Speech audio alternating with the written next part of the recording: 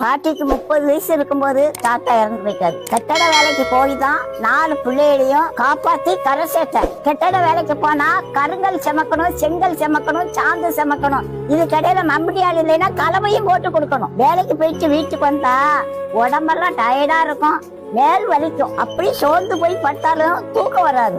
உடம்புல உள்ள வேர்வை தூசி நம்மள தூங்க விடாது. போய் தலை குளிர குடிச்சிட்டு வந்தோம்னா நிம்மதியா தூங்குவேன். நல்லா கவனிங்க, நம்ம உடம்புல உள்ள வேர்வையும் தூசியும் நம்ம தூக்கத்தை கூட கெடுத்துருது. உடம்புல உள்ள தூசிக்கு எப்படின்னா இருதயத்துல உள்ள பாவ கரைக்கு எப்படி இருக்கும்? சோப்பு போட்டு குளிச்சா உடம்புல உள்ள அழுக்கெல்லாம் போயிரும். ஆனா இருதயத்தை எந்த சோப்பு போட்டுங்க கழுவ முடியும்? கவலைப்படாதீங்க, அதுக்கு ஒரு சோப்பு இருக்கு. அதுதான் இயேசு கிறிஸ்துவின் ரத்தம். இயேசு கிறிஸ்துவின் ரத்தம் தான் நம்ம இருதயத்தில் உள்ள பாவ கரையெல்லாம் கழுவி சுத்தம் பண்ணும். அந்த பாவ கரைகள் சுத்தம் பண்ணாம இருந்தா வாழ்க்கை முழுக்க நிம்மதி இருக்காதுங்க. தூக்க மாத்திரை போட்டாலும்